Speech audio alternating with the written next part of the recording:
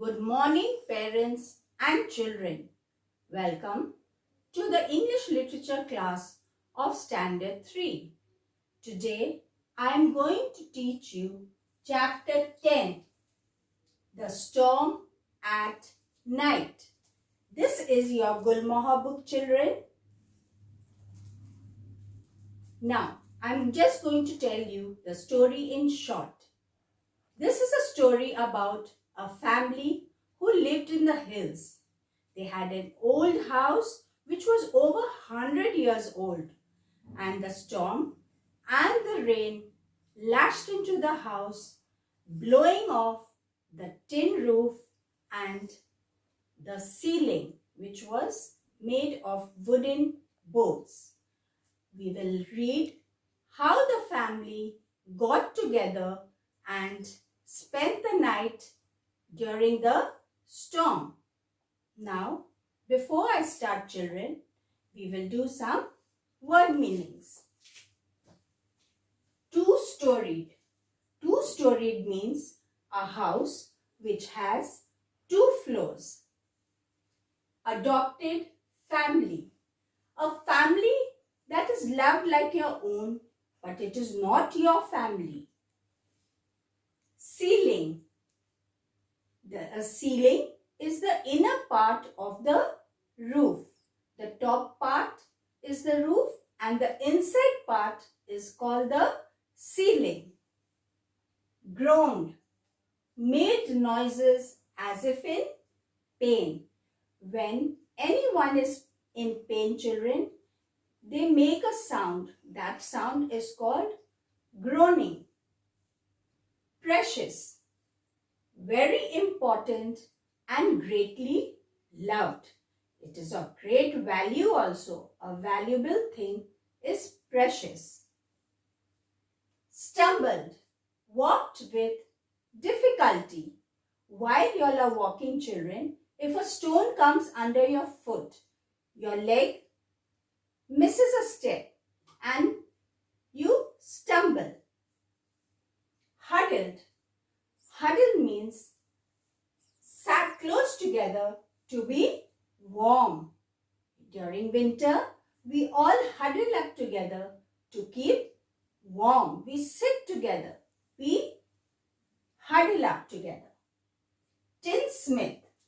Tinsmith is a person who makes and repairs things made of tin and other metals. The Storm at Night, Chapter 10, page 93.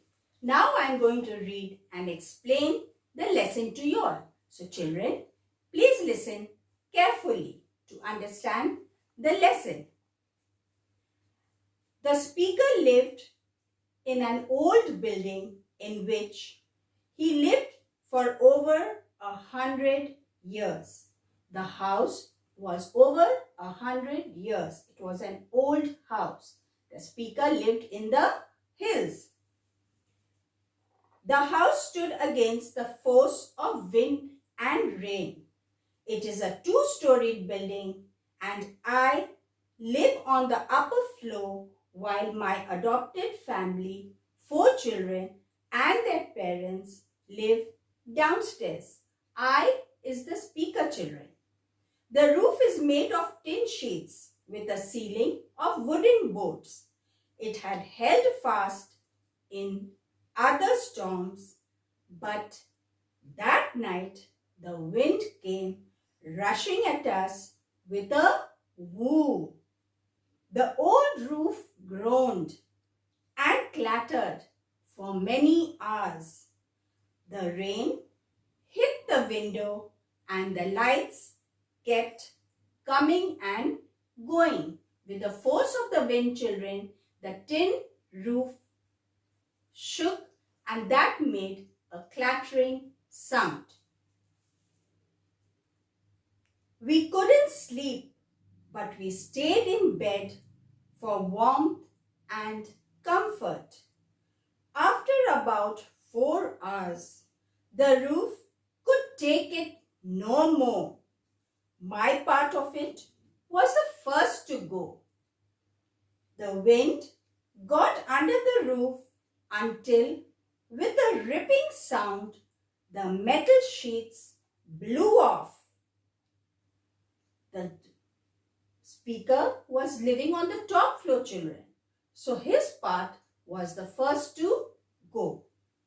Some of them dropped with claps like thunder on the road below. I thought, well, nothing can be done now. They could not do anything as it was raining very heavily. But suddenly I felt icy water on my face. I leaped from my bed. A large part of the ceiling had blown off. Water also pouring onto my open typewriter and onto the radio, bed covers and clothes covers. Picking up my precious typewriter, I stumbled into the front room.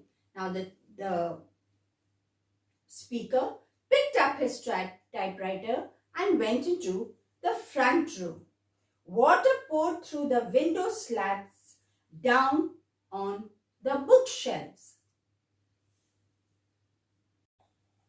The children now helped the speaker to move away the things. Dolly and her brother hurriedly picked up armfuls of books and carried them into their room. The floor was wet, so they had to pile up the books on the beds. Suddenly, a large field rat leaped onto the desk. Dolly squealed and ran for the door. She was afraid of the rat. "It's all right," said Mukesh, her brother. "He's only looking for shelter from the storm." The rat also wanted a place to hide. 2 rooms were now roofless. We saw flashes of lightning and then the lights went out. The children's father had already found a lamp and we went on moving the books. The children kept on moving books, papers and clothes to their children's room. Now, here children, we will read how the family spends the night and what happens in the morning. Our feet were freezing. Their feet was freezing because of the cold water that was lashing into the room and the icy wind. Tables and chairs were piled high up with books. The beds were pushed into the driest corner of the children's room. We spent the rest of the night huddled in blankets and quilts while the storm blew outside. They couldn't sleep, children, because there was no place for them to sleep. They sat together, covering with quilts. Slowly the rain stopped and it began to snow. Snowflakes floated in the air and fell through the gaps in the ceiling, settling everywhere. So you imagine, children, how cold it must have been. Early next morning, we found the window panes covered with snow and icicles. Icicles are long pieces of ice.